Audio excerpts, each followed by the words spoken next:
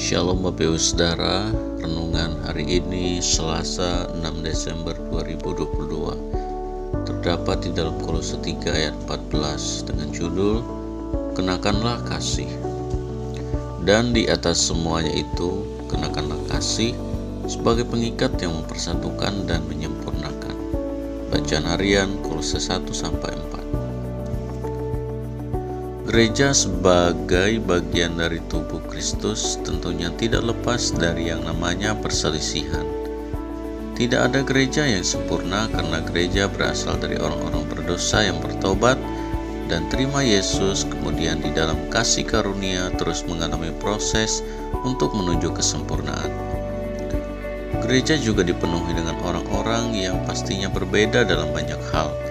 Jadi masih ada kemungkinan untuk terjadi perselisihan. Lewat firman Tuhan dalam Kolose 3 ayat 14, kita diingatkan supaya sebagai gereja Tuhan, kenakanlah kasih sebagai pengikat. Kasih adalah alat yang digunakan untuk mengikat gereja Tuhan. Kasih yang menyatukan perbedaan dan kesatuan dari perbedaan inilah yang dapat menjadi kekuatan di dalam gereja. Contohnya dalam Keluaran 17 ayat 8-16. Kesatuan bangsa Israel ketika berperang melawan bangsa Amalek.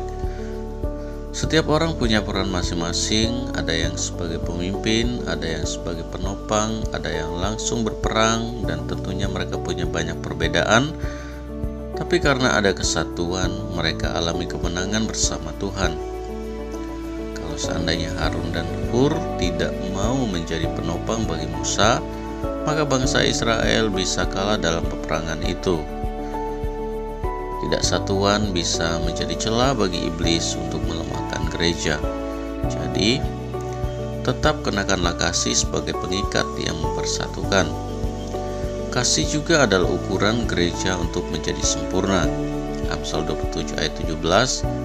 Besi menajamkan besi, orang menajamkan sesamanya. Semua gereja sedang ada dalam proses untuk menjadi sempurna. Salah satu proses adalah lewat sesama tubuh Kristus.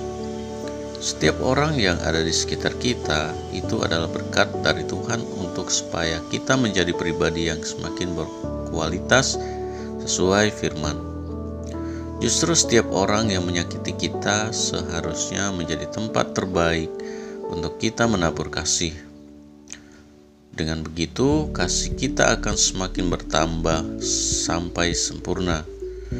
Justru dengan proses dari sama, kualitas hidup dan kasih kita akan terlihat jelas, dan ketika kita menyadari kita tidak sempurna, kita akan semakin rendah hati dan bergantung kepada Tuhan. Jadi, tetap kenakanlah kasih sebagai pengikat yang menyempurnakan. Ingat bahwa Allah turut bekerja dalam segala sesuatu untuk mendatangkan kebaikan bagi mereka yang mengasihi Dia, yaitu bagi mereka yang terpanggil sesuai dengan rencana Allah. Roma 8 ayat 28. Refleksi hari ini, masihkah Anda mengenakan kasih Kristus dalam kehidupan Anda sehari-hari? Mari kita berdoa. Biarlah kasih Kristus menjadi pengikat antara aku dan orang-orang di sekitarku, sehingga kami sama-sama menjadi semakin kuat dan sempurna dalam nama Yesus. Amin. Power statement. Setiap orang yang ada di sekitar kita adalah berkat dari Tuhan untuk supaya kita menjadi pribadi yang semakin berkualitas sesuai firman Tuhan.